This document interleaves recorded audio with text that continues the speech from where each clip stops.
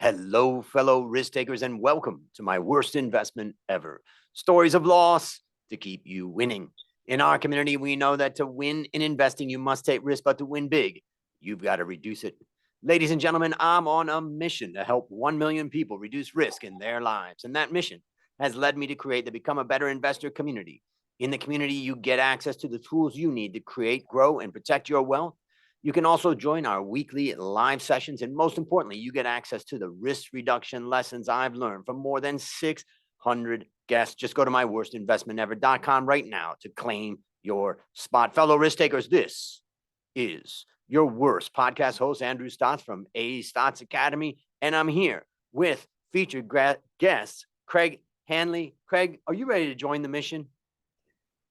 Absolutely. I'm ready to share my worst investments ever.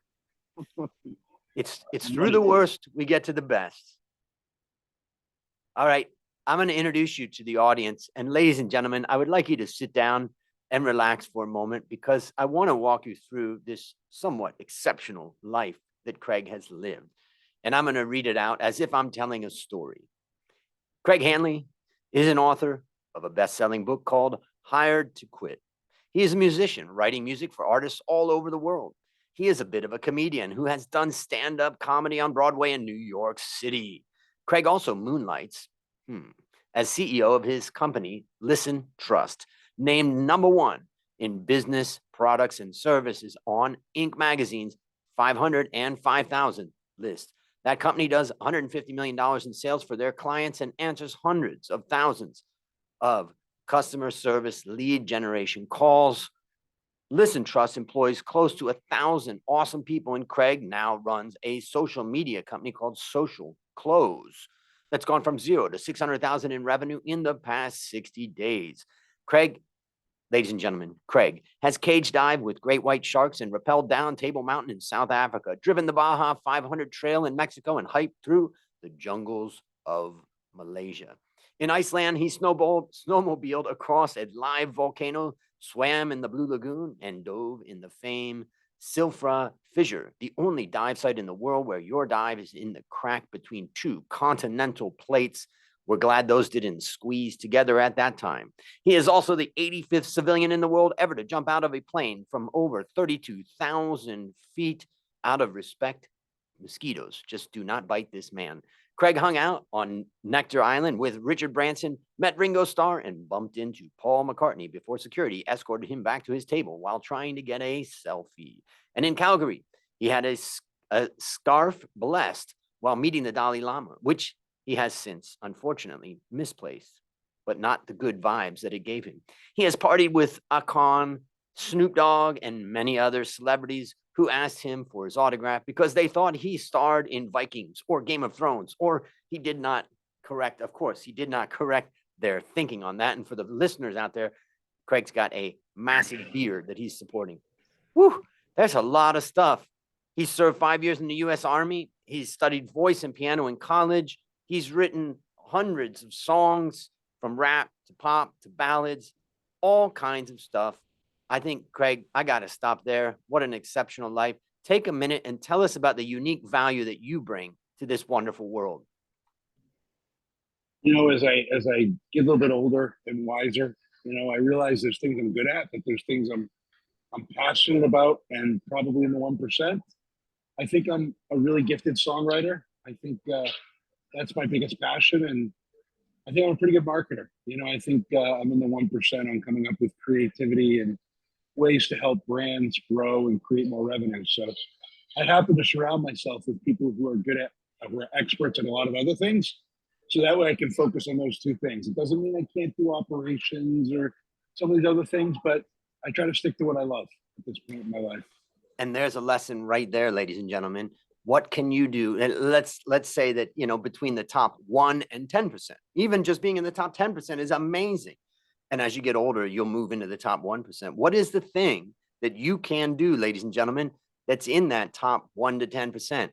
Focus in on that. And that's a big lesson right there. One of my favorite songwriters is Bob Dylan. And, I also love it because his voice is so terrible that I can sing along and sound like I'm him. But I'm just curious, like, what is it from your perspective that makes, the process of writing a song something, that comes out with a good experience at the end for the listener? I'm going to ruin music for you. For everybody listening, I'm going to ruin it. So I've studied songs going back to hit songs that were nominated for Grammys or Song of the Year. I've gone back to like the 60s and I've studied hundreds of records, and I built basically a process that I follow to write hit songs. So when you listen to songs on the radio, the reason they're on the radio is because they've put a lot of psychology into the records. It's not just writing a song, it's expelling your emotions. There's a science and a process behind it. There's 5 things that have to be in a record for it to make any chance of being a hit record. You want to hear the 5 things? I would love to. So you've got to gather attention. You got to grab attention within 8 seconds with either a lyric or a production value. Right. You've got to have something in your record that 20,000 people would sing back to you. Max Martin refers to that as every song you need to put a little stupid in it. And that's why almost every hit song has whoa or some sort of melody that they sing back. Now, in the writing of the song, every 4 to 8 bars has to have contrast, meaning when you're feeling down, you get high. When you're trying to go fast, you go slow. So you've got to have contrast to split the brain psychologically and grab the listener's attention. You've got to have emotional visuals. What that means is you've got to have snapshots of what your song is about appear in the listener's brain through your wordsmith, right? Your pen has to create visuals. And so if you listen to any Taylor Swift song, you'll never hear that someone's wearing a shirt or pants. They're wearing green corduroys and they're wearing a white dress shirt with neon buttons. And those are done on purpose. Now, the third piece is you've got to make your song conversational. 99.9% of writers write songs and they think because they've got a cool rhyme scheme. I saw her reflection in the spoon by the light of the moon. They think they've written a hit song. But no, you've got to be able to tell a story in a conversational manner that has rhymes, but also has contrast and emotional visuals. So there aren't as many people on this planet that can write hit songs because there's a lot of science that goes into them. And you've got to combine the data analytics along with the creativity to come out with a reputable record, something that's going to break through the noise. So those are the components. That's one of the reasons why I so love it. And I'm so fascinated by it, because you're basically telling somebody that you love them or you hate them, or you're basically telling them all these emotions, and you're putting so much science into it, but it's got to come across as poetry. So you've got to combine both data and creativity to come out with hit records. And so I am in love with the process of writing and coming up with a 2.5-minute story written in that type of prose. So much in that, the idea of grabbing their attention right off the bat with the lyric or the production. The other one, I just love the one you said, you need to have something in there that 20,000 people are going to sing back to you. And what I talk about when I talk about how to give a great presentation, it's like, you've got to bring it down to like 3 words. Something that the audience is going to, when they go home at the end of the day and their husband or wife says, how was all those presentations you listened to today? They're going to say, one stood out. And the other thing is the contrast, that you talked about every 4 to 8 bars. You've got to provide variety, or else people are going to get off of it. And then emotional visions. I'm thinking back to my first girlfriend in like 3rd grade, Diana Talarowski, and there was some Chicago song. If you leave me now, you'll take away the very part of me, or whatever.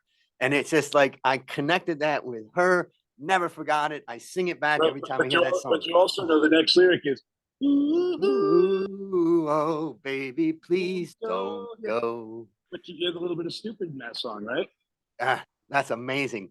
Well, every single record has those components in it if they're a hit song. You'll hear it. And now when you sit in your car and listen to music, you'll be like, there's the contrast. There's a little bit of stupid. Oh my God. You'll hear the emotional visuals. You hear it all. You'll be like, you listen to music differently now that I've explained that to you, and I apologize for that. You can't Yeah. just sit back and enjoy it anymore. Yeah. Now you got to listen to the science. And explain, music has changed so much, but if I think about the way I used to listen to music, I used to like turn on the record player and I would like lie down on the ground and listen to these massive speakers around me. And I would just drift off listening to, let's say, Pink Floyd Animals and the song Dogs, the guitar solo by David Gilmour was just so slow and just so that I know I can sing that guitar solo. And again, I guess that's what you mean by production value versus lyric value, but also there's just so much different. That's like a 15-minute, 20-minute song. So much has changed too, but maybe not. I don't know. What is your observation of the change? Attention spans are low. Hit songs today, 3.5 minutes is kind of the max. Attention spans. Look, I've written 1.5-minute songs and it just gets played 5 times instead of twice. You know what I mean? It's kids have small attention spans. So. Yeah. Well, fantastic and fascinating discussion. And now it's time to share your worst investment ever. And since no one goes into their worst investment thinking it will be, tell us about the circumstances leading up to it and then tell us your story. Just one, huh? Just the worst. So one of the businesses I own is a call center. And we were paying, a lot for licensing a software to do order entry.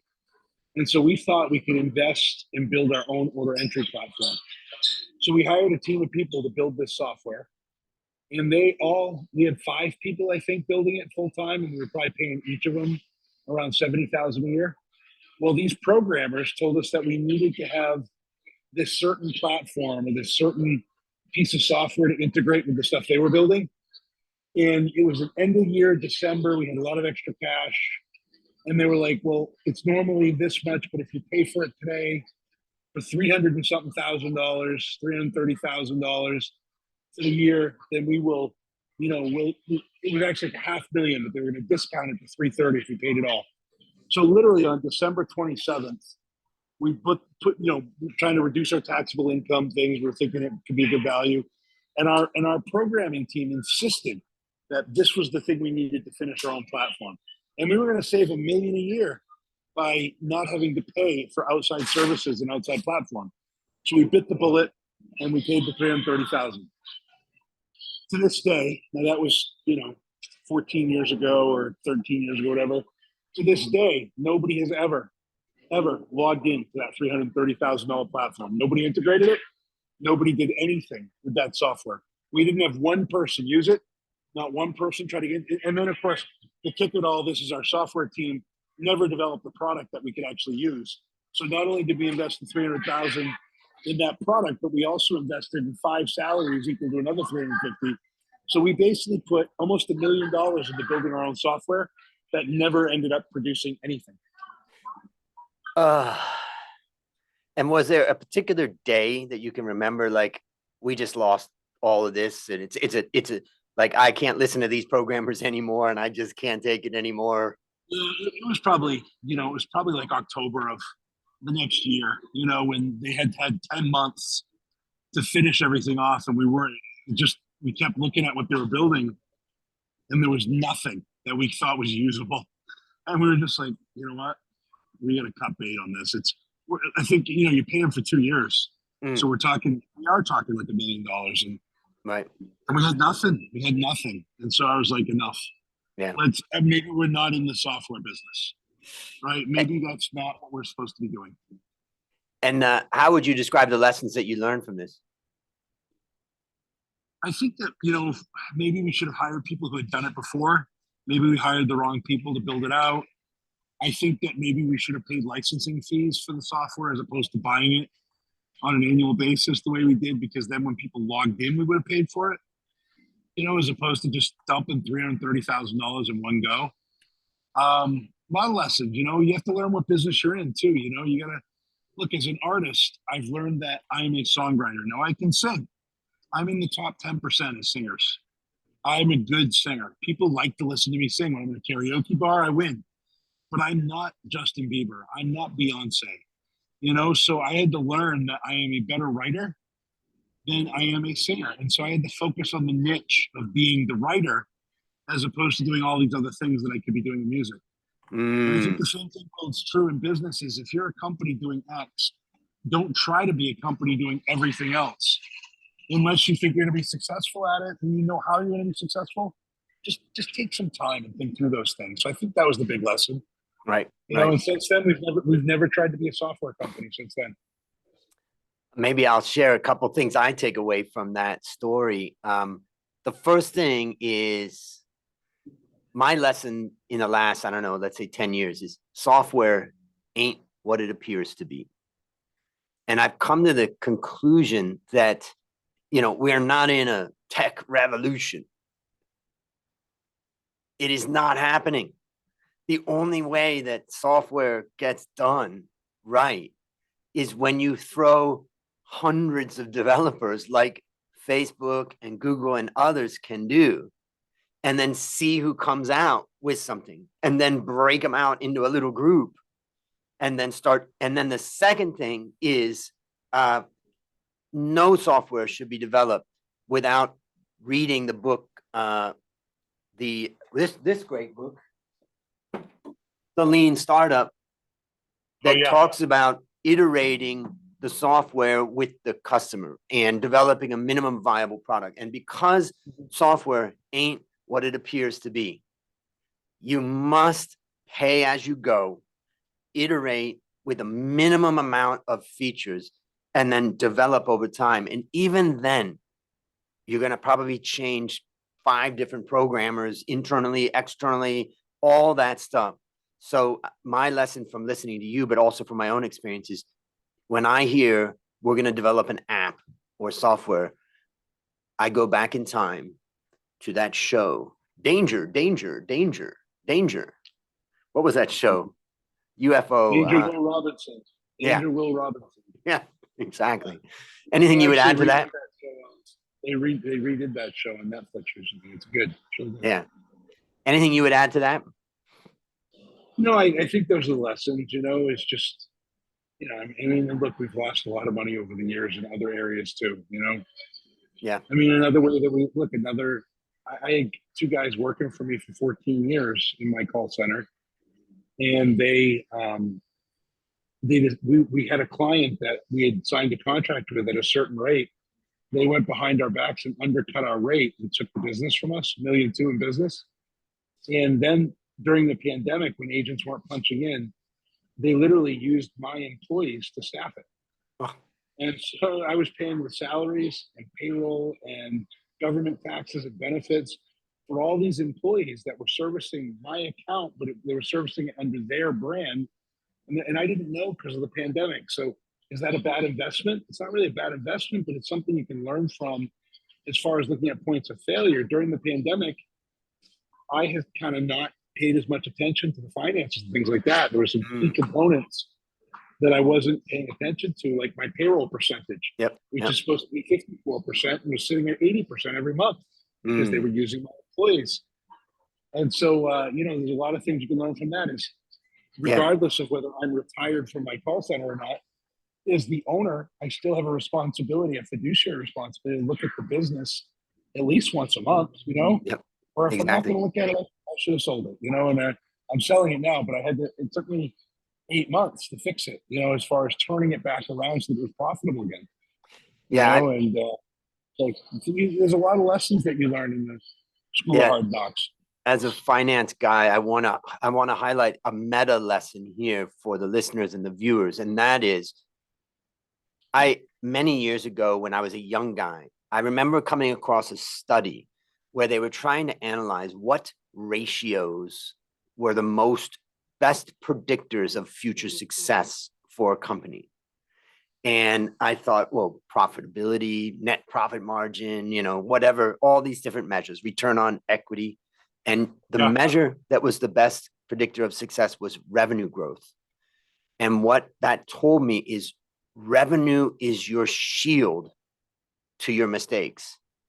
It prevents your mistakes from destroying you. If you don't get big revenue growth, you're going to be suffering significantly from your mistakes. You can recover from mistakes if you get revenue growth.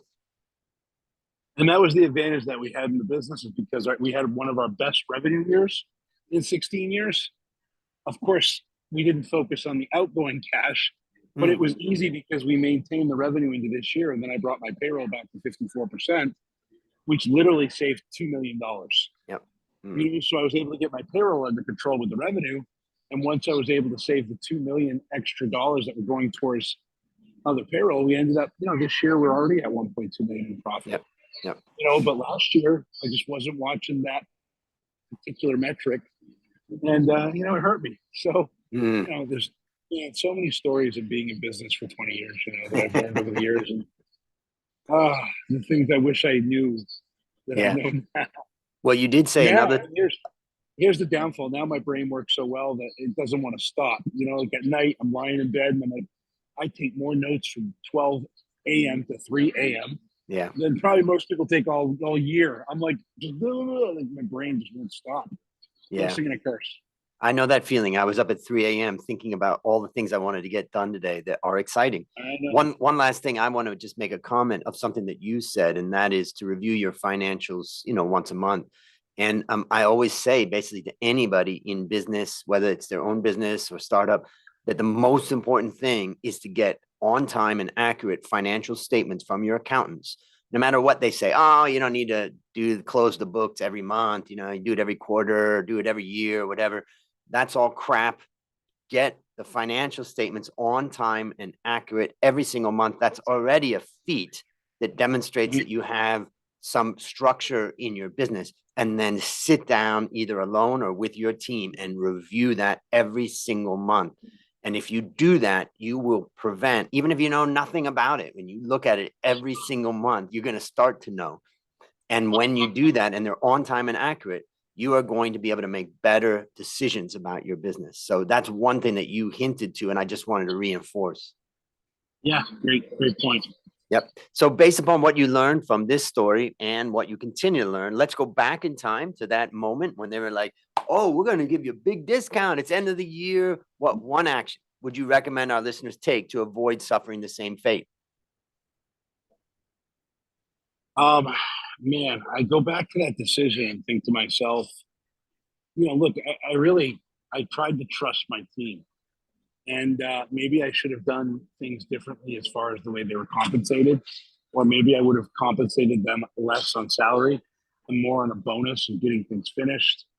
The team that was building the software should have really absorbed the responsibility of that $300,000 in some way. I could have invested up front, but it was their responsibility to deliver a finished product.